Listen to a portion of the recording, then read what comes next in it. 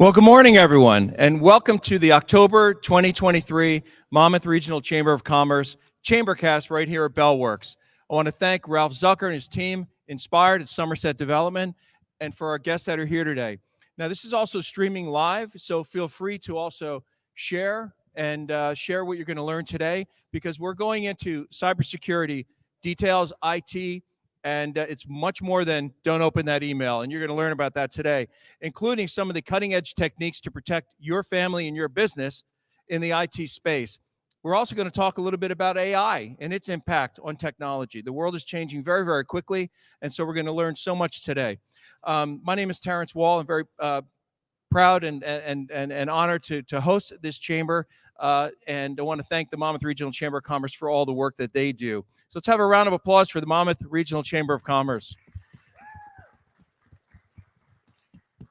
So I'm going to introduce our guests, and then we're going to go around the room so you can share who you are as well, so the guests understand your business. It might be you're concerned about your personal internet security at home, or it may be you may be a business of 1 or 2 people or 500 or more, and you're looking at your infrastructure. Here in Bellworks, there's such a wide variety of companies, and cybersecurity is critically important.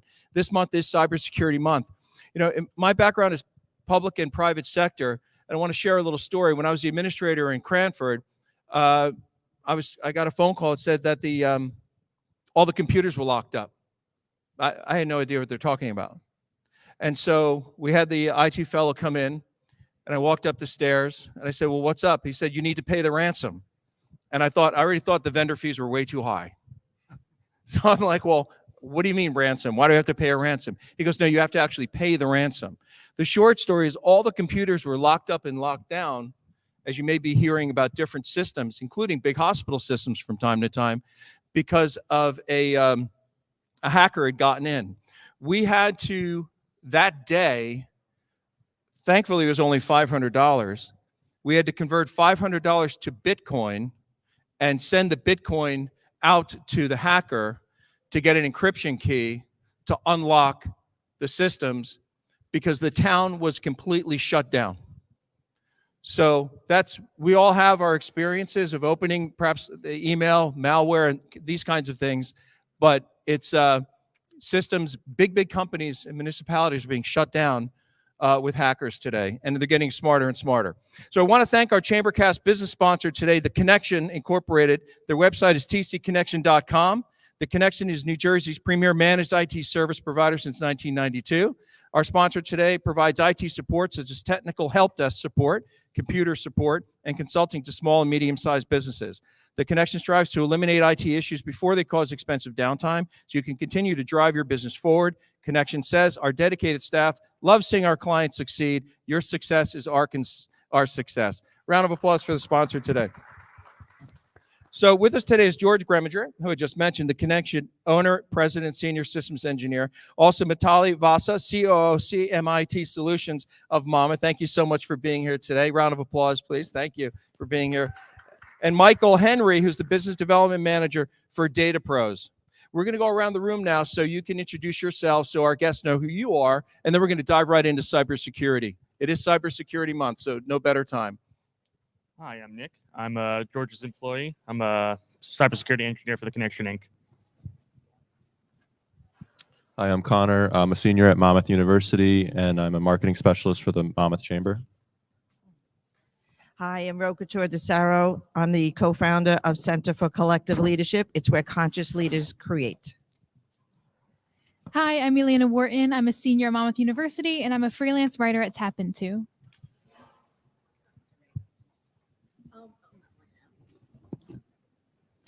Hi, my name is Therese Rolke. I'm the Executive Director of the Monmouth Regional Chamber of Commerce. Thank you so much for coming. And let's give it up for the Walls, Terrence and Jeannie. They do this every month, and they always have great programs here. So thank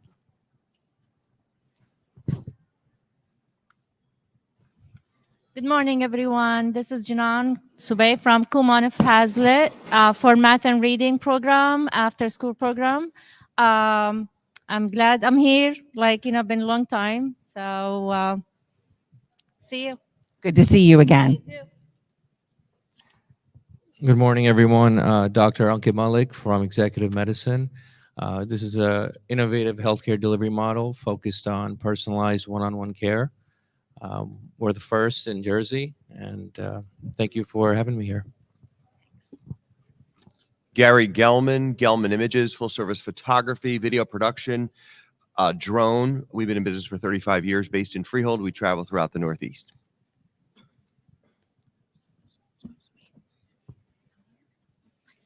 Brochures. Good morning, Sherilyn Przomski, Business Enhancement Services and Training. I'm an HR consultant and the president of the chamber. Good morning, I'm Tara Demianovich. I work for a nonprofit community affairs and resource center with 4 locations, the main location in Asbury Park, and we are collecting toys and gently used coats. So please see me if you're purging your closet. Thank you so much. And I'm the vice president of the chamber. Thank you. Good morning, Christine Schmoker with Adventure Golf and Entertainment located in Jackson. We're available for individual fun, events, fundraisers, and a whole lot more. Come visit us. Hi, Paul Thurston. I'm owner of T Marketing, and if you want to deliver an amazing customer experience or need help with delivering an amazing customer experience, please look me up. Again, my name is Paul Thurston from T Marketing, and we help deliver amazing customer experiences. Good morning, everyone. My name is Howard Stein. I'm the owner of Home Helpers. We take care of mom and dad when they need a little bit of help in the home. Again, Howard from Home Helpers. Good morning, everybody. Mark Vigiani. I help people achieve their goals. I don't buy and sell real estate. I help people get to where they need to go when real estate's involved. I represent Keller Williams, Central Monmouth. Mark Vigiani. Good morning. My name is Chris Fenimore. I'm a business administration major at Georgian Court, and I'm currently an intern at Go for Hire. Hi, and good morning. My name is Ryan Dahltrick. I'm also a senior at Georgian Court University. I'm a business administration major, and I'm interning at Go for Hire. Good morning, everyone. I'm Jared Logan. I'm the owner and founder of Go for Hire Career Services. We do resume writing. I'm nationally certified, interview coaching, and college essay writing. Most importantly, we help people find jobs, and we help companies, staff, and source great candidates, and it's our role to get everyone in a job. Good morning. I'm Joe Samiro, CEO of Data Pros, located right here in Bell Works. Good morning. I'm Elliot Cohen. I am a high school business teacher here at Homedale High School, as well as the internship coordinator. Hello, I'm Emily Yee. I am a senior at Homedale High School. I intern at Data Pros, and thank you so much for having me here. I'm very excited. Hi, I'm Nazia Modio, and I'm a senior at Homedale High School too. I will be a spring intern at Village Elementary School, and thank you for having me. Yeah. Good morning. This is Prakash Vasa. I'm with Vasa Foundation, and I'm also the treasurer for Monmouth Regional Chamber of Commerce.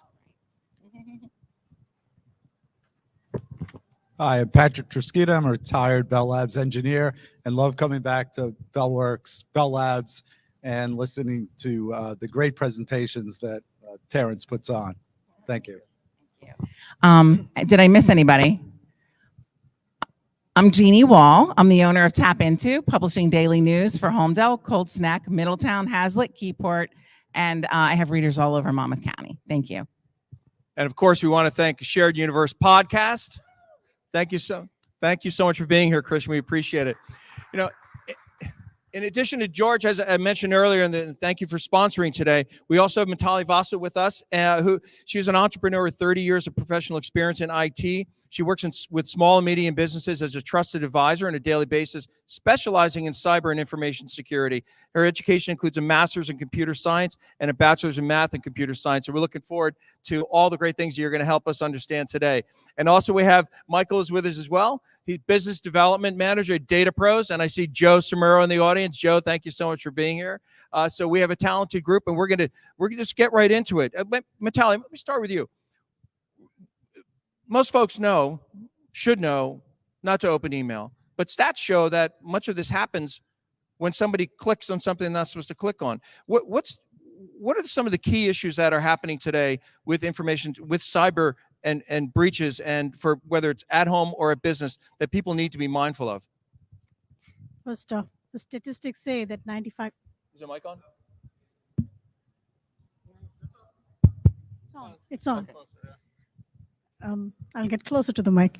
So they say that 95% of the breaches happen because of users. Now, why? Most of the emails that come in as phishing emails, they have gotten very creative. It's almost like an advanced threat. Now, they feed off of fear, fear of losing something. And that's how most of these emails come in as, you click on this, if not, sky is going to fall. As soon as you click on it, you're out in the open. Now, what do you look for? Where is it coming from? Who's sending it? Just because it has a Microsoft logo or it has an antivirus logo does not mean that they are sending it. It's being sent from some domain. You have to look for those. Not everybody looks into that. So one of the things that we try to do is user training to make sure the users are looking into what they're looking at before they click. So look before you click is the biggest philosophy that I would like to tell the users in today's day of world. So then what are the different methods of hacking that you're seeing today?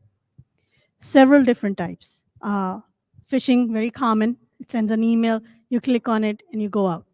Second thing is texting. Your phone is tied to your computer too, because a lot of things sync up.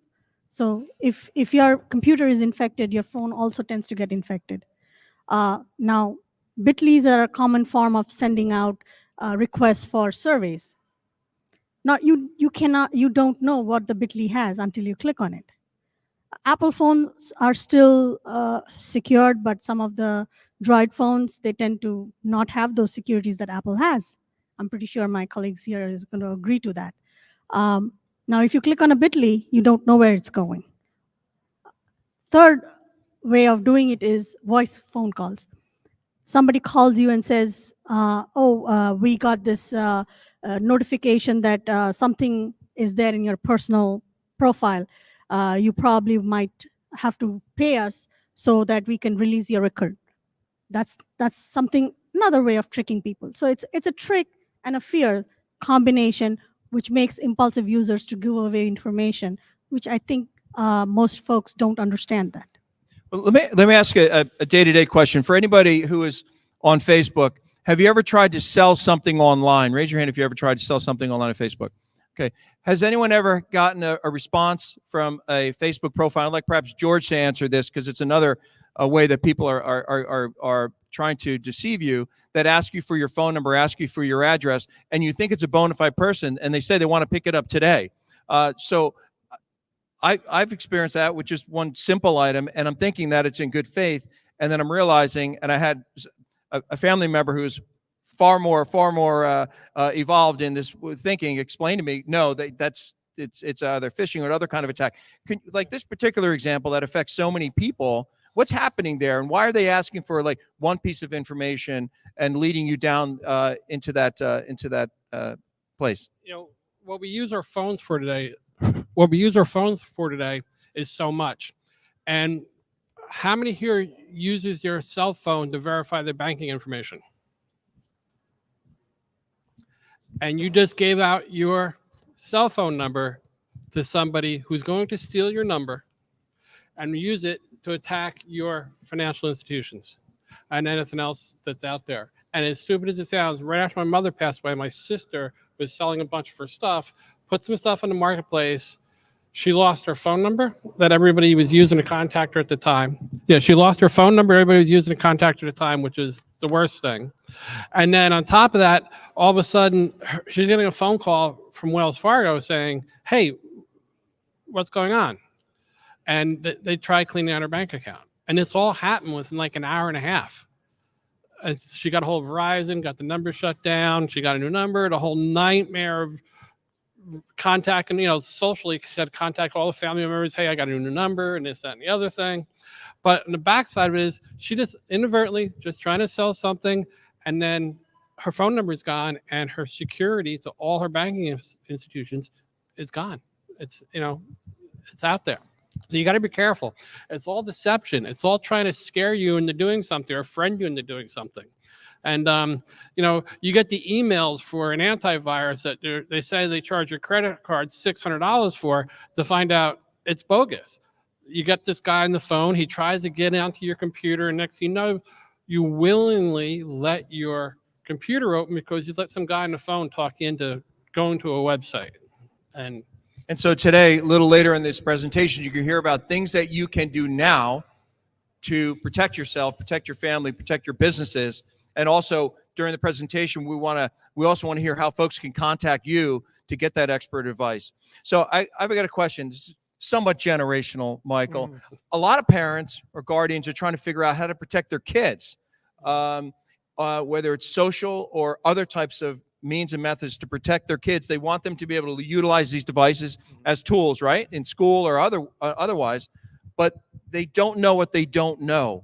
Can you speak to that a little bit, and what parents or guardians, folks should be thinking about in that regard to protect the next generation that right now is in school with open devices or at night with open devices? Yeah, totally. And so obviously young kids and their interaction with technology is going to be inevitable these days and age, and parents have to make their own judgment at what age they want to give their kids access to this technology. But mainly how to keep these kids safe is through education and awareness, right? Because a lot of these kids are using these social media apps. I'll use like TikTok and Instagram. Those are the two most popular seemingly these days. And they think they can just post these things, even if their account is private, right? And that now only them and only they have access to their posts. But they have to understand that once you put these posts, whether it be a picture or a text post, out into Instagram or social media, that now belongs to those applications. And so even if you take it down, you never know who screenshotted that picture, who screenshotted that text. And now even if you wanted to delete it, that still can live out there. They can then, whoever screenshotted it can then post it on Instagram again, and now it's out there and it's not deleted. And so I think it's really about educating parents, educating their children in how these social media apps work and how just the internet in general works, and not to trust everything you see. Because as you mentioned earlier, AI is becoming a huge thing these days. And I'm sure everyone has seen either used ChatGPT or used one of these AI digital image creation tools, in that these AI tools can create an image that looks strikingly realistic. And so your child has to know that not everything they are seeing out on the internet they have to use doubt in looking at what they're consuming, because not everything is going to be 100% legitimate. And so I think educating children and educating your kids about this is the best way for them to be able to use these technologies safely and responsibly. George, you want to say something? Yeah, you think about it, a lot of the parents don't have the education to teach the kids to begin with. And this is something that we may want to look at a school board level, of that maybe there should be a computer awareness or a computer safety course at the school board level. Because in some cases, my niece is brighter than my sister. And she's smart, she's very outgoing, and she knows all about all this stuff, she says at least. And my sister's blind to it. And you got to look at, what's out there and what's available. And how do you teach a child you don't know? And we need to get this stuff out there to the adults so they can pass it on to the children, because it's important that, they're ruthless out there, and they'll trick some kid to sending something they shouldn't be sending at all. And it's scary. It really is. Thank you, George. Mitali? Again, like I can't emphasize enough, security awareness training. That is extremely important, whether you're a parent or a student. Students these days, since 9th grade onwards, they are pretty much on their own. Schools need to adopt something called security awareness training, and it cannot be like once you've trained and it's done. It has to be cyclical. It has to be every month. You need to show them what are the new advanced threats that are out there and test them to make sure that they are actually following it. Training once and giving them instructions is not enough. It has to be a cyclical, just like from first grade onwards, all the basic tools that we give our kids, it's a cyclical process where the same thing gets repeated in 2nd grade, but in a different way. Same thing gets repeated in a 3rd grade, but it's a different way and in a little bit more difficult. Same thing with the security awareness training. You can tell them that don't click on this, but the first question that pops at the back of the kid's head, why? The simple rebellious method. So why? Here we go. If you click on this, you're going to invite more problems. If you tell them that, okay, here is a tool which you're supposed to use, and the parents know that this is how it's coming, you can always keep training your kids also in the same way. If the parents are educated, the kids also automatically get educated. So you're hearing that security awareness training for the district. That's the new SAT, right? You know, so I'm listening as the humble host, but I'm also listening as vice president of the Board of Ed in Homedale Schools, where I volunteer. And speaking, you know, simply for myself, not on behalf of the district, very interested in promoting AI curriculum, AI training, using it as a tool.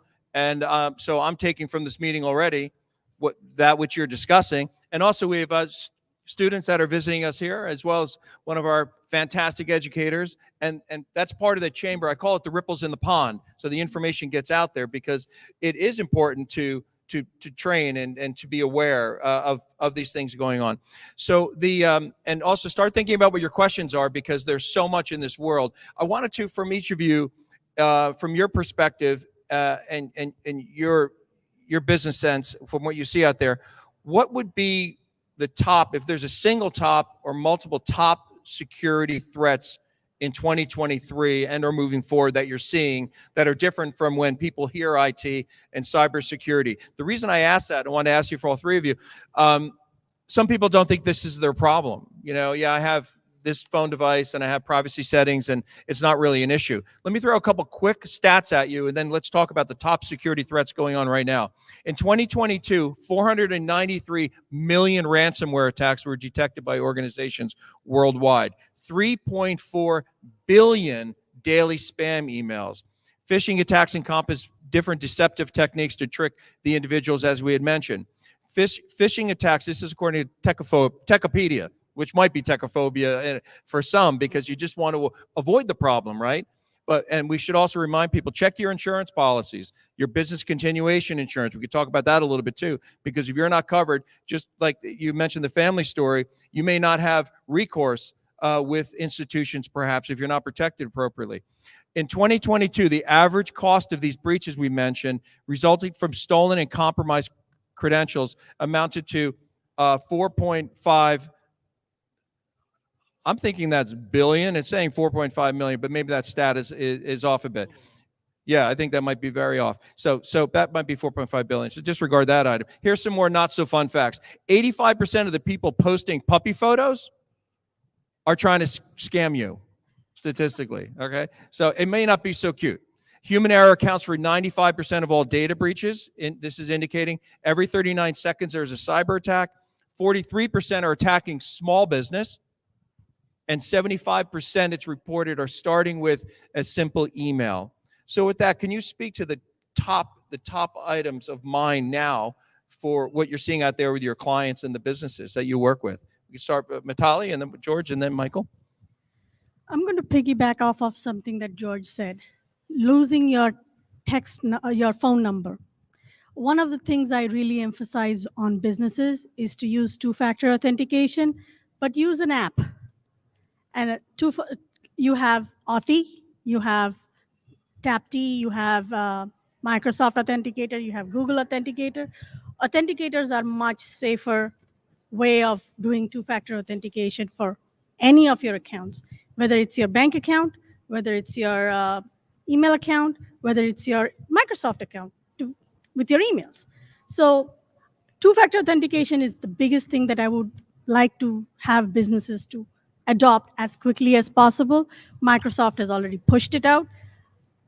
But the recommendation is to stay with the Authenticator app, beat anything. Can you define it just so some folks may be here two-factor authentication and aren't really following how that works, even though you think they would. What does that mean? Okay, one of the things that anybody tries doing is one click and log into their account. A two-factor authentication puts a stop to that, saying, okay, you have to give another way to identify yourself that you are the legitimate user of that account. So it will ask you a challenge question in some sort. Some can be a number, some can be a question, some can be a robot, but it will ask you for a secondary mode of authentication. So app will give you a couple of digits, which you have to put it into the system, and then it lets you log into your email, or it lets you log into your bank account, things like that. But using a two-factor authentication app would be a best way to authenticate yourself, just in the case you have lost your cell phone number. George, you want to speak to that? The original question of the threat that we're seeing out there, it's deceptive and email. It is the quality of these emails have gone from bad graphics, bad spelling, and now they're getting their act together and delivering a product that makes you think that it's really Microsoft asking you to reset your password. Microsoft isn't going to ask you to reset the password. Microsoft isn't going to give you the opportunity to say, hey, your password's expiring. If you want to keep your old password, click here.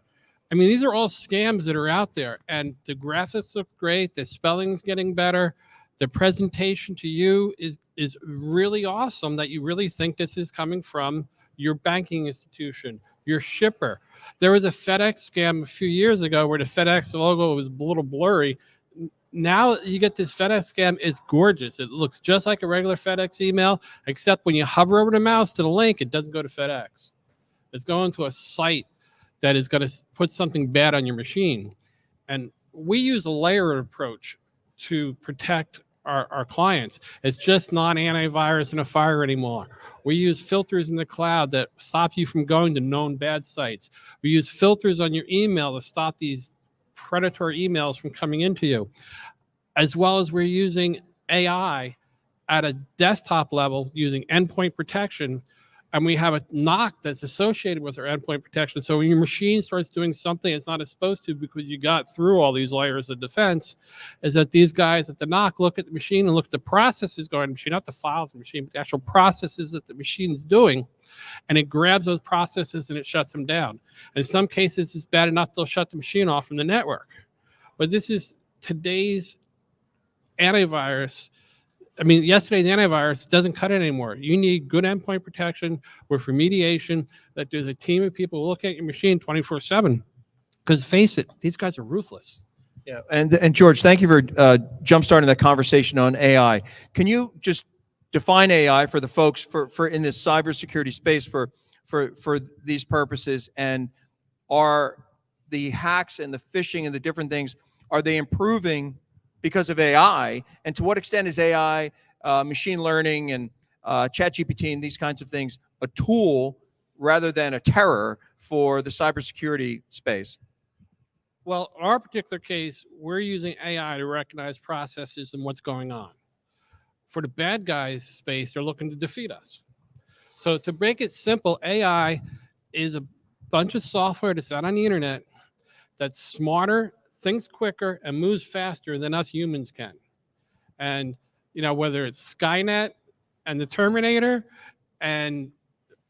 or whether it's just, it's going there. It is really getting to the point where these machines are learning. They're self-learning. The software is self-learning. And when you ask it to write a paragraph on Abraham Lincoln, it gives you great information. It gives you great details. And you turn around, they're using that to develop these emails, to develop these campaigns, to get into your network, to get into your data. And the killer it is today, who's responsible for the data on your network? Who's civilly and criminally liability when you get breached? And everybody says, oh, it's the IT guy, it's the IT guy. FTC came out with a set of rules that says it's not the IT guy. It's the CEO of the business, the person who owns and responsible, the president. They are the responsible for the data and the security. And there's a whole bunch of new laws and stuff that came out, not new rules that came out this year. And, you know, just like any other government organization, they leave you alone until you mess up and then they're on your back. And they'll look in and they'll make sure that you did best practices, that you're using updates and patching and all the other stuff that you're supposed to be doing. And if you're not, you're leaving yourself open for some civil and or criminal liability. And perhaps a lack of insurance protection. Well, the fines that the FTC is going to give you, no insurance company is going to cover. Yeah, that's true. the cyber insurance that you're buying is basically to protect your clients. If their information gets out, it will buy this 1-year security protection. They'll help you recover your data, depending on if you didn't lie on that application that you filled out. Just look at the application. Years ago, an application for cyber insurance was 1 page. What is it now? 15, 20? Yeah, close to. Yeah. So if you look at the application for cyber insurance, it's like it's growing. They're realizing the risk is out there. The insurance company try to mitigate the risk. You lie or incorrectly answer a question on an application, it's a reason for them to deny you coverage.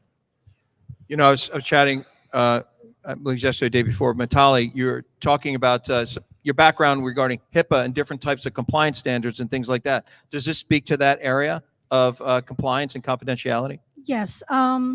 If you have lied, like when the CTO of Uber got arrested for that, he specifically lied, saying that they weren't hacked, but they were really hacked and data was compromised. There are chances of getting arrested. And then cyber liability insurance, they may deny coverage going forward. So that is a big thing. NIST.gov has come up with guidelines that you're supposed to follow. And the IT folks, they use a certain type of framework, whether it's HIPAA or FINRA, depending on which track you go. They have set of guidelines that you have to follow to make sure that you have your security manual in there, privacy manual in there, how the protocols work, zero trust. All those are factored into those guidelines that NIST gives us, and we follow it to the dot to make sure that every client is protected from any kind of threat. And if there is a threat or if there is a breach, what protocols are to be followed to make sure notifications are done. You have to make sure your end clients are notified. You have to make sure your insurance is notified. And you also have to make sure that you take proper precautionary action to make sure that— And your attorney. And your attorney, you better have a Because you're good gonna need attorney. You'll need that attorney. Thank you for that. And the data pros, and by the way, data pros, they're right here in Bellworks. What are you seeing in that AI space and from the conversations from your peers here? Yeah, and for the AI space, from the protection side, it's really allowing non-cybersecurity pros to be able to use this AI and essentially implement like HIPAA compliance or NIST compliance, as Natalia was saying, automatically. The AI, Microsoft's Copilot is what they've dubbed it, can essentially implement these security features automatically from you. In terms of the attack space, just as Natalia said, the phishing attacks are really the most notable right now. And so what I like to tell clients is, of course, multi-factor authentication should be on. Of course, security awareness training should be happening so that users know what to be looking out for. We even do, for our clients, we do fake phishing tests where we essentially are replicating a phishing attack, and it might be like a Microsoft login, a Netflix login, Hulu login, whatever it may be, in attempts to get a user or a client's information to be input. And if they do input their information, it'll usually tell them, hey, this was part of a phishing simulation. And but I like to tell clients too, especially in cases where possibly a company or a partner you're working with is infiltrated and one of their users is now essentially rogue. It's a hacker using their user account and they're emailing you. And a lot of times what we see is the hacker will infiltrate an accounts payable or accounts receivable person, and they'll look through their email history. They'll look at who they're emailing, who they communicate with, and they'll try to replicate those emails and then send to a fellow partner or a fellow company they're working with, like, hey, we've changed our banking information, our routing number. You can send payments here now. And so I like to tell clients, like, have a sense of kind of online awareness, right? Have you done this sort of transaction with this client before through email? Is this something you usually do through email? Maybe it's worth a call to make sure, hey, I just got this this email from you that you're changing your account information. Is that true? And then a lot of the times, if they were compromised, they'll say, no, apologies, we haven't been able to make people aware yet, but no, we were compromised. That is not me. And so right now we're seeing a lot of that with the AI space. This has been happening for a couple of years now, but the number one area I'd say you're seeing it in terms of the attack side is these AI tools can replicate users' voices. And so all they need is a couple of keywords from you. And what they'll do is essentially just spam call you in hopes that you put together a sentence in answering the phone. And eventually, if you do that enough and they target you enough, they can use their large language models to construct essentially your voice. And now they can use that voice to try to fool your grandparents, your parents into getting sort of payment information or whatever it may be. And we're seeing that more on the individual side than the business side, but it certainly is a threat that is out there, and it's becoming more prevalent with the advancement of AI. George? Yeah, I was just thinking about the wire transfer fraud. Any lawyer that you deal with that deals with wire transfer, what's on the bottom of their email? Call first. That's the big thing. And if you are involved in wire transfers, you fall into the FTC guidelines and becomes a nightmare for you that you now are part of these organizations. You know, FTC rule stuff is for any non-financial institutions that had to do wire transfers, have personal information on clients. So if you have even your employee's social security numbers on your computer, you're liable to take these guidelines. Your responsibility is to take these guidelines, so it's going to relieve you of your civil and criminal liability. And it's just crazy. We had a nonprofit that wired away $40K to a food vendor, and it wasn't the food vendor. Just because the person didn't pick up the phone and say, "Hey, is this really you?" And you got to be careful that, you got to understand. And that's why security awareness training is important. I mean, it's an ongoing thing. We do campaigns monthly out to our clients. We do testing like you do out to our clients, a regular thing. We bait our clients, and once they fail the test, we send them to an educational page that forces them to, they can still exit the browser, but it encourages them to go through the education to help them identify the error that they made and learn from it. As well as with the compliance end of things, is we keep track of this. This employee was tested 12 times. He failed the test once. This person was tested 12 times. He failed the test 11 out of 12 times. So the employer can look at these test results and the grading of their employees, see if they took the training, see if they understood the training, and see how they're doing with the fake emails that we send. And if they pass, the employee can look at it. And the employee does get breached, they do get audited by the insurance company. You said you took security awareness training on that application. You could show them the results of the test and say, "Here, my employees, here's the results. Yeah, I got a couple stupid employees, but most of them are in good shape. And this is, you did your due diligence." Well said. Question, Mitali, were you going to say something? No. I was going to say some businesses, actually many businesses, have now moved to the cloud, right? And so while many may think, as the cloud implies, it's this nice white fluffy cotton ball behind its wonderful blue backdrop, it's actually a server farm somewhere, right? And your data is now off-site. Can you speak to both redundant systems and the and recommendations that you may make for businesses, and what is the what impacts do, other than the many positive things about cloud computing, of course, but what are the challenges that may come that are not typical of the previous? You have a firewall, you have some software, and and you're good. No, well, you're not. It's not just that. Can you speak to the cloud side of things, and perhaps also Mitali and Michael? So if you look at the cloud, I get this server out of my office. My electric bill goes down, my air conditioning bill goes down. I don't have a technician, or I don't have a service contract in the server. So it's in some respects, it's a cash savings. In other respects, you just can't move it to Microsoft in the 365, whether it's SharePoint or OneDrive, and walk away from it. If you read Microsoft contract, they're not responsible for your data. You are. So if it gets broken into, breached, or even deleted, if it's Microsoft's fault, you lose your data. So you need to have a second-party backup solution. With the second-party backup solution, it takes the image that's over on Microsoft, brings it over to XYZ company, backs it up, and then you got 2 copies of the image. So realistically, if you're using OneDrive, you got an image on your computer, you got an image on Microsoft, and then you got an image on this other thing. You got basically 3 copies working. And if something happens, you accidentally delete a file, you can go to 365, which will delete it. You can move over to your backup solution and get that file you deleted and bring it back. Some of the backup solutions do revisions. So if you added a document 6 times, you'll have all 6 versions out there. All depends on the backup you choose. But the other thing is security of 365 and security of that backup. There's companies out there, we use one we like very well, but it looks at what's going on in your Microsoft account. If it sees somebody from India or somebody from Russia or North Korea is banging on the door and trying to barge into your account, whether it's through your administrator accounts or your low-level users, it's going to send us an alert and say, hey, something's going on here.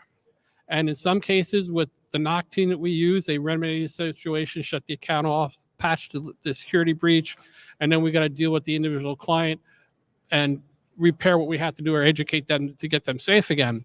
But there's a score that Microsoft gives you on how good your security is. And you need to get your score high. Make sure your vendor, if you're doing it yourself, is really above most of your typical users' pay grade. So you want to get your managed service provider in there and get your Microsoft set up with a nice high security number, and you get a third party watching it and then a second party backing it up. And Mitali, what are some of the solutions that you see for such things?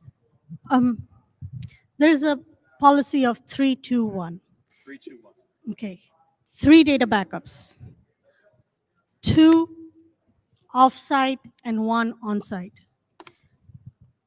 Like George said, third-party backup is a good thing. The reason why it's a good thing is the third party gives you the 2-factor and the 1-factor. 2-factor being 2 physical copies and 1 cloud copy.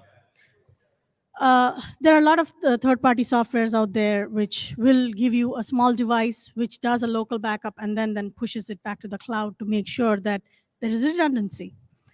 So say, for example, come tomorrow, if the server goes down, you have a good backup where you can pull it back. There are times where, folks accidentally, we have sticky fingers where the mouse gets sticky and you accidentally deleted an entire folder and you go, whoops. Yeah, times you can bring it back from the trash can, but there are times when the trash can also empties out and you've forgotten about it. Yeah, these third-party backups definitely brings those files back, because as part of redundancy, there is something called retention period. So CPAs, lawyers, they all have their data backup done with a redundancy and retention period of infinite, which means you can, as far as your backup goes, you can retrieve it back. There are some retention period of 7 years. There are some retention period of 1 year. It depends on what your company policy is. So that is one side of the backup. The second is Office 365. That is another backing up into cloud, where even if you delete the file off of your OneDrive or SharePoint, you can still get it back. Now, not everybody works with Office 365. There are other special applications like CPAs. They use QuickBooks. CPAs love the ones which are desktop driven, which means you have to have a server location where your data stays. So now that data also needs to be backed up. So that cannot follow the same policy as you have it as Office 365. So there are several, depending on what softwares the firm uses, the backup is designed based off of that.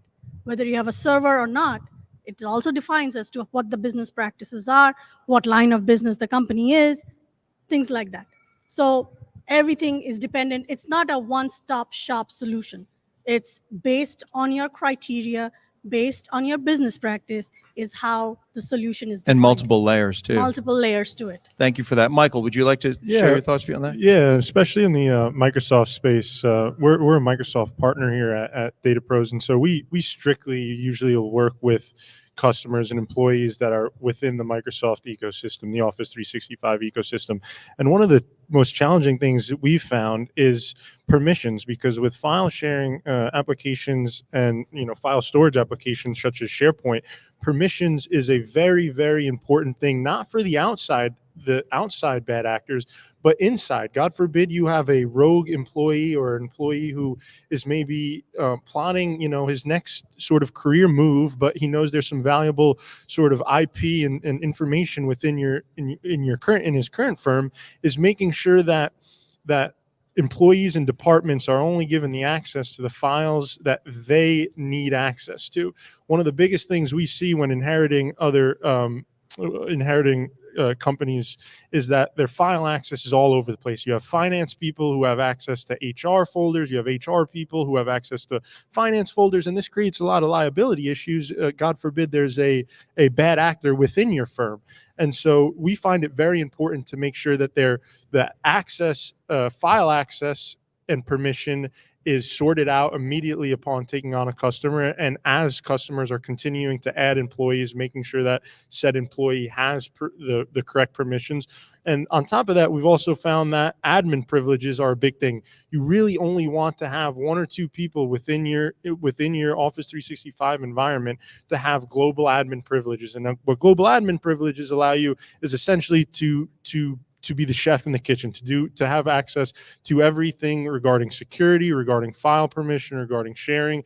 And so it's best to only keep 1 or 2 of those accounts in the ecosystem, because if you keep giving global admin permission to everyone, it takes one bad actor to get in and infiltrate one of those users with a phishing test, and now it's open season for them. They have all the access they need in the world. They can lock everyone else out except themselves and just go to town on your information. And as you said earlier with ransomware, that's what I kind of see in phishing, is that a lot of the time they're going beyond the immediate, like they just want your banking information. They want to breach, they want to stay quiet for a little and then encrypt all your files, encrypt your data so they can get that big ransomware payment at the end of the day, because that's more than them than the one-time payment hit on changing a routing number. The ransomware is where they make their big money, because they can hold you at will, because that's all your information. And if you don't have a proper backup set up, then you really have to pay that money. I'll tell you, if I said, hey, Alexa, hey, Siri, how would you describe the folks that are watching all of this information in this download? Bewildered, Terrence. Hey, Alexa, hey, Siri, what should they do? Hire an IT professional, Terrence. Right? So we're going to open it up for questions in a moment. And but I also want to make sure IT, that so much includes cybersecurity, IT, information technology. It's very unique to have 3 consummate professionals in that field here right now with you. I wanted to make sure, though, that each company has their own nuance and perhaps specialty. So if our guests can just describe, the key functions that you deliver to your clients, and also any website or phone numbers that folks that are hearing this at home or streaming, so they can make a note if they want to reach out to you, for Mitali and George and Michael. And then we're going to open up some questions before we wrap for the day, if we can do that. So Mitali, can you share that information with everyone, George and then Michael, and then we're going to open up for a few questions, and then we'll wrap it for the day. Thank you. Please. Okay, so our specialty is anything that has to do with FINRA regulated or HIPAA regulated businesses. Can you define that acronym for the folks that aren't familiar with it? HIPAA is healthcare. I'm pretty sure everybody knows, because everybody signs that one paper in the doctor's office, right? Okay. FINRA is for financial organizations, be it insurance, be it title companies, be it CPAs. They all regulate with FINRA regulation, and there are guidelines and rules that we have to follow to make sure that A, endpoint security is there, B, their email has a firewall, email firewall, not your network firewall. Data is backed up in the NIST regulated way, the 3-2-1 process. Not everybody is AT&T who can have a thick tape drive and a backup and a cloud backup. There are ways to follow those methods. And 4, make sure your users are trained properly. There is a zero trust policy we follow for every organization we support, meaning we do not want any more Snowden syndrome in any organization where your data just disappears. And last of all, make sure your HR knows what emails they're using and what emails they're getting. Secured email. Thank you very much. You're hearing the ABCs today. Always be careful. George. We've been in business since '92, and we've seen computers go from this big thing in the corner with dumb terminals on the desks to servers, and now the cloud. Our focus is, we look for this small and medium-sized business. We got small firms from 1 or 2 people. We do a couple multi-hundred companies, and we like doing nonprofits too. The and we can bring a lot of Microsoft benefits to the nonprofits. So you got a lot of free programs out there. So that's kind of our range. Our website is tconnection.com. The letter T is in Tom, the word connection.com. We'll come out. We'll give you a free consulting. We'll look at what you got. We'll give you some advice. And if you want to hire us on board, we're a managed service and security provider. So it's a monthly recurring fee for our service. And we basically become your IT department. So it's kind of basic where we're at. Well, thank you. And also, we're streaming live, so thousands of folks are going to watch this video, and we'll look to make sure that we're including all the contact information within the content that's out there. It's going to be YouTube and Facebook and elsewhere. Michael? Yeah, I'm from the Data Pros. We are a managed Microsoft service provider here in BellWorks. We are all about Microsoft. We want to take you out of your Gmail or Google adjacent products and take you to Office 365 and Azure. Office 365 includes all the products you know, such as Word, Excel, SharePoint, OneDrive, PowerPoint. And so we want to really make sure that our clients are getting the return on their investment with their licensing spend, as well as getting their cloud and infrastructure in place with a bunch of different Azure services, such as Azure Virtual Machines, virtual desktops, to make sure your employees can work securely and safely from anywhere, home or the office. You can find us on LinkedIn at Data Pros, on all social media at Data Pros, and you can reach out to our main line at 732-328-2550. Thank you very much. And just a quick programming note. Earlier, I mentioned a data point, and I wasn't quite sure if it was accurate or not. But I should know better, because none other than my wife, Jeannie Wall, puts this together for me. I'd like a round of applause for Jeannie, who helps me so much in everything. So sometimes, I think that something might be inaccurate. Then I realize very quickly that I'm wrong. In 2022, the average cost of breaches resulting from stolen or compromised credentials amounted to $4.5 million. So the average breach, single breach, $4.5 million. I was interpreting as total. What an incredible financial havoc-wreaking number that is. So it's significant. And so if it hasn't affected you yet, it will affect you at some point if you're engaged in technology. And so that's why, whether it's your personal, your family, or your businesses, or where you work, or if you own a company, it's so critical to keep track of what's happening now and what's happening in the future as well. So with that, Jeannie, if we can open it up for questions, please. Thank you. And thank you so much for all this fantastic information today. Thank you for having us. Your program is great today. 2 questions. In reference to apps, companies encourage us to use their apps, but what are they learning about us and or tracking us by having their apps on our phones? Great question. And also geofencing. She's going to take my picture. Geofencing, and how does that affect our lives, and how we can be less out there? Thank you. Great questions.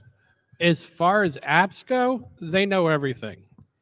You think it's kidding that you talk about something at your spouse at the dinner table and you get it on Facebook advertising the next day? They know where you go. I just took a lecture from one of the guys from the chamber. He's a marketing guy, and he dug into how Facebook and Google tracks you.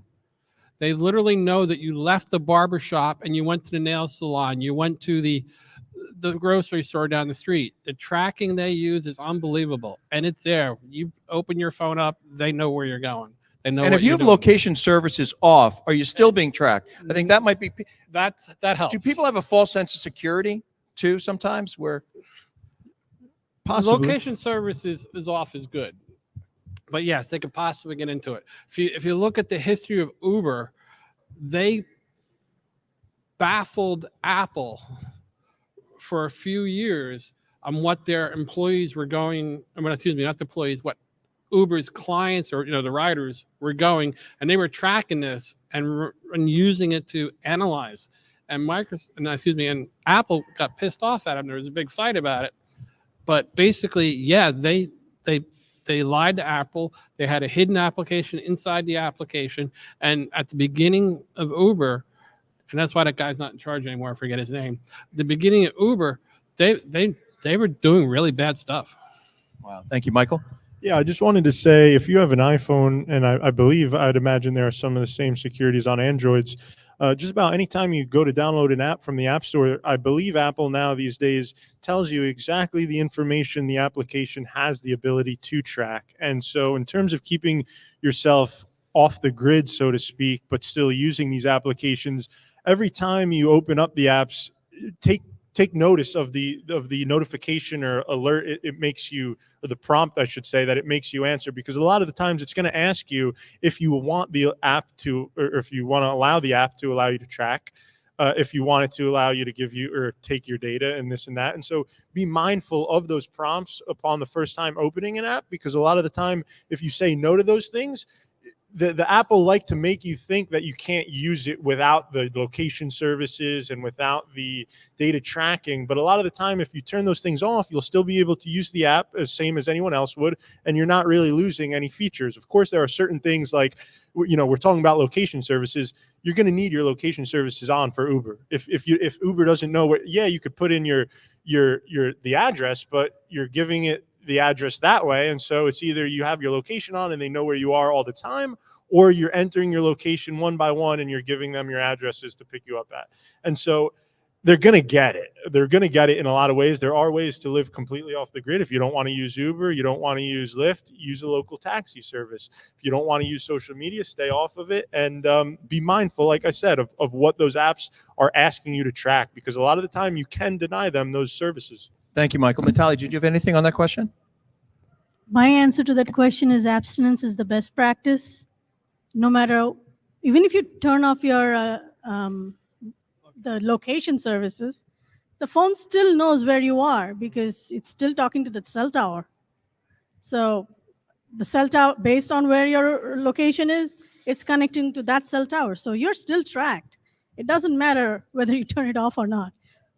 End of story. Yeah. So if you Especially really like want to enhanced say, 911. if you want to dial 911, how is 911 going to locate you? Your location service is still there. It's in a very dormant state, but it's still tracking you. So if you really don't want to be tracked, hail a cab. Yeah. And as the saying goes, just because you're paranoid doesn't mean they're not watching you. So, oh, thank you. Yes. Hi. Thank you. When there was a Fort Monmouth down in Eatontown, I worked for the U.S. government, and I had a high-level security clearance. And in doing that, I had to do all kinds of things from an information security aspect, fill out tremendous amount of paperwork on my background, my identity, my financial records, my HIPAA records, and including my family's information, going all the way back to your grandparents, as well as associates, business associates. And then in using government systems, you had to do two-way authentication, change your password every 30 days with huge passwords that you didn't remember, you couldn't write it down. And I did all the right things with the CAT card, the authenticator with the number that changes every few seconds. In fact, long since retired from intelligence community work, I got in a very official letter from the United States government informing me that all my information was taken. Everything. HIPAA information, background searches, identity, and not even an apology from the US government, but it was out there. There was no way to clean it up. So you have my question is, what are the companies doing to make sure that your systems aren't already hacked? That when I log on to your network, I log on to the school network, I log on to the government's, the township network, that they're not already hacked, and that when I put my information in, that's not instantly sent out around the world without me knowing it, and I give my perfect permission. Sure, go ahead. So how do you what's the process of trusting the folks that you trust, right? I guess maybe internal securities or things of that for municipalities or cities or public or private companies. or even consulting organizations, IT companies, for example. I think it's where you're going with that. Internal securities. Once hacked, it's already water under the bridge. So the best thing you can do is whatever you have, make sure that that doesn't get compromised. Again, one of the things that we recommend is make sure passwords are changed as a practice every 45 days to 90 days. It's a good thing. Keep two-factor authentication. I can't stress on it enough. Keep two-factor authentication. And if you have one too many passwords, use tools to save those passwords. If you're changing passwords and you can't remember which one was last used, a lot of systems, they say that don't repeat password 3 times in a row. That's a good practice to keep. There are a lot of tools out there which works as a vault, password vault. You can use a password vault, or the good old red book is perfectly fine. You can write down your passwords in that red book and put it in a place where you feel comfortable. And when you change it, just change it over there. Or you can use your electronic vault to keep your password. There are quite a few out there. Thank you. Anything, George Michael? There's people who sends millions of dollars to protect the data, and the government's one of them. Locally, we had a hospital breach. Shut it down. You look at Best Buy, I believe, had a breach 2 years ago, was it? Yes, 2-3 years ago, they had a breach. Wawa had a breach. It happens. You're going to have to do 2 things. You're going to have to accept that it's going to happen. If you try kidding yourself saying, nah, it's not going to happen, it is. And it's just a matter of when. You got to be diligent. You got to make sure you keep an eye on your credit reports. You got to make sure you keep an eye on your bank accounts. Medical records suck because if you got something you want nobody to know about, they know about it. But you can't hide that from your doctor. And electronic medical records is a great advancement for taking care of you. Because if your doctors are here in Jersey or here in New Hampshire, there's no waking up the doctor in the middle of the night to get online and get your information legally like they're supposed to. Unfortunately, that opens it up to the bad guys. And it's a part of life. If right now it's happening, we're going to do our due diligence. We're going to follow the NIST guidelines. We're going to follow everything that we're supposed to do that we know about. But there's people out there who are smarter than us. They're more devious than us. And they're probably not residing in a country that we could send the FBI to lock them up.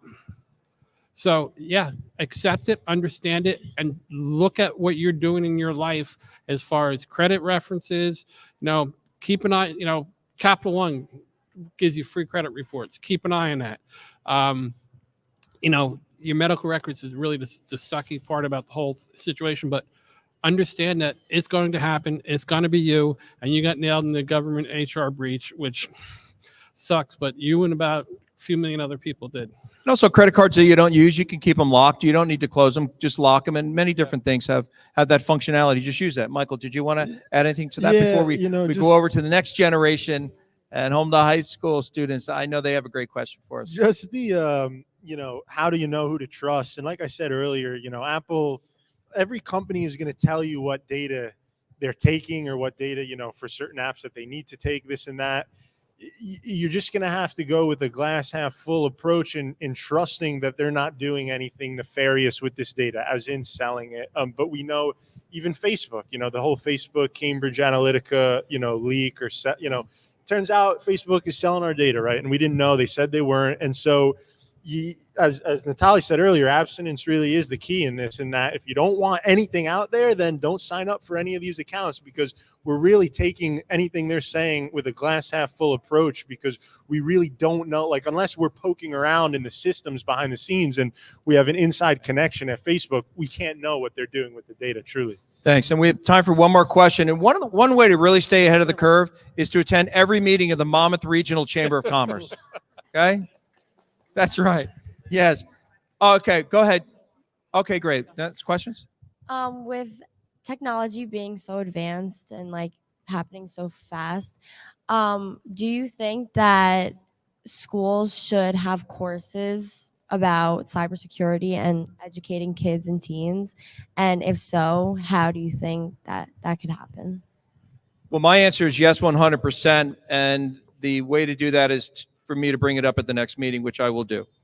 So, and for any school board folks related to the educational institutions and down in South Jersey where they have their convention right now, I'll make sure that and that's the communication. That's why it matters, is to make sure that that's done. If it's not done already, why isn't it done? And let's just get it done and fix that problem. But Yeah, I would say, as you just said, Terrence, just bringing it up to school boards and pushing that we want a class on tech education, on AI education, and not just the risks of these things too, the benefits of AI, because there are a lot of positive benefits to using AI, whether it be to write emails, to summarize emails, and there's going to be a lot more stuff. We're only in the very beginning of this age of technology.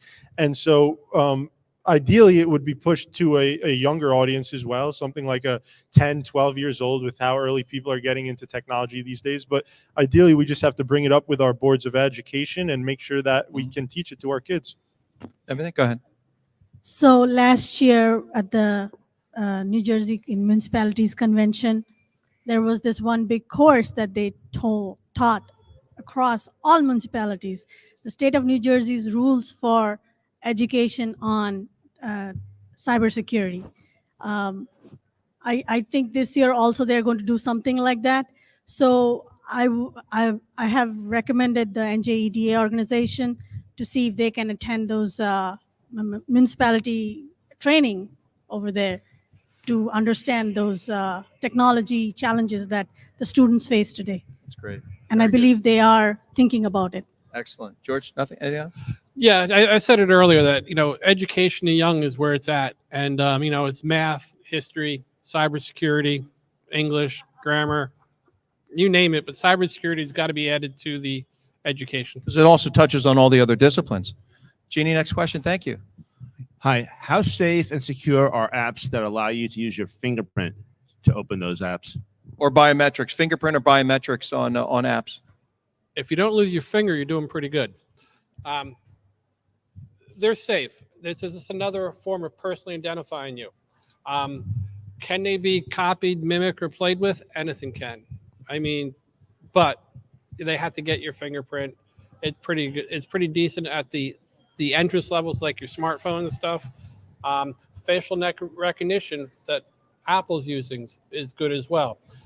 But it's just another way of personally identifying you. And whether it's through a 2FA, a fingerprint, or facial recognition, everything you could do to protect yourself is another layer. And the more layers you have between you and the bad guy, the better off you're going to be. Thank you, Jeannie. Oh, I'm sorry, Mike, did you have anything? Yeah, are you worried about like the company using your fingerprint and holding that information? Or are you saying like, is it a good level of security? Or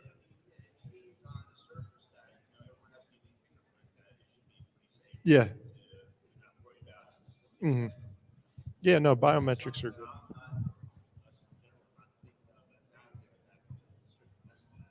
No, yeah, the biometrics are very, very on point. And it's pretty tough, as we said, to recreate a fingerprint or recreate an eye scan, things like that, of that nature. It's pretty difficult to replicate that. Thanks, Michael. Jeannie?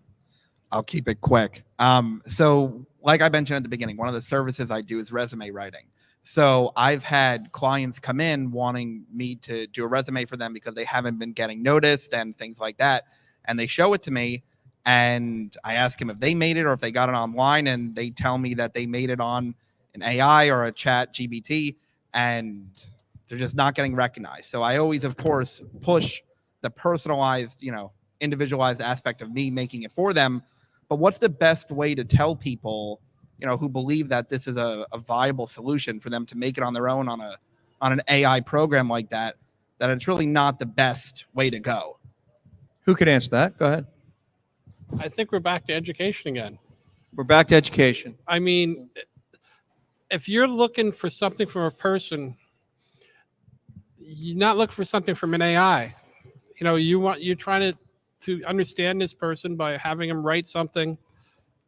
An AI will be perfect. That might be your first tip off as a person getting this document, but it's education. Show them that, it's got to be you. It needs to be you. It can't be a machine. And the machine stuff is going to get better and better and better. Thank you very much. One more question. Yes, thanks. Hi, yes, yes. I'm wondering when you go into location services on, say, an iOS device, and I don't know how it is on Google, Android, but for iOS it says while using to allow location services, and if you have the window open in your phone as it would be opened, and it's not being used at that time, does it still track where you are if you have that activated or not? Or Yeah. do you understand the question? Yeah, it does. So yeah, I know what you mean. You know, you turn location services on, right? You slide off of the app, but the app is still up. You haven't quit the app fully. The location services will still be tracking you. Yeah. Because just think about it like for Uber, for example, right? Or the Maps app. You have location services on and you're actively using the app. You swipe up, you put it to the side for a second, you go walk down the road. When you open that app up again, it's going to have your location right there. So yeah, location services, once you enable them for the app, they're going to track you if the app is open.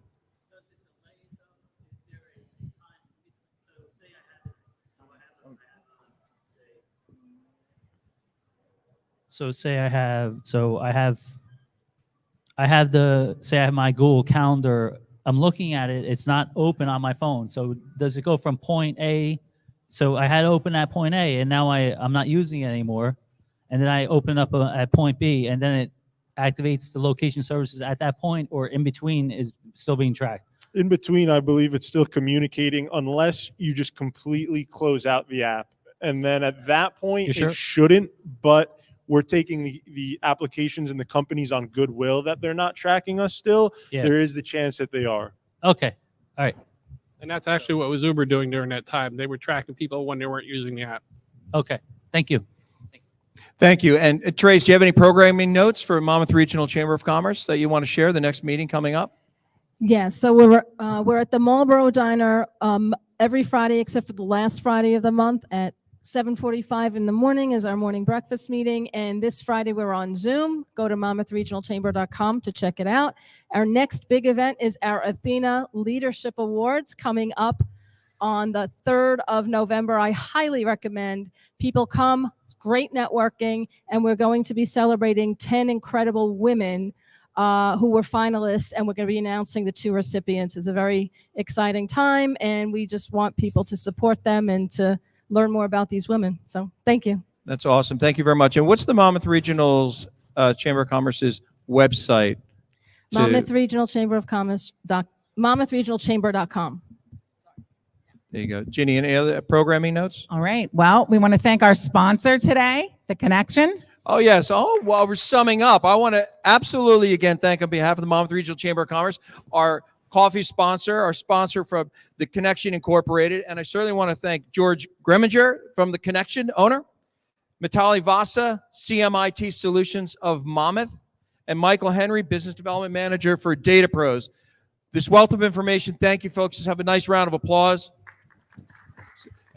And also for everyone who is here with us present, and also for the folks that are streaming online, feel free to share this information and value also back to the schools. Really appreciate the students being here as well. The Chambercast is held every month. It's volunteer. We come out and share good quality information. If you go on to Facebook and you look, you'll see a number of different really important topics with incredible guests, like the incredible guests we have here today. So thank you very much, everyone. Have a wonderful day. Please share this information and stay cyber secure. Thank you very much. Appreciate it.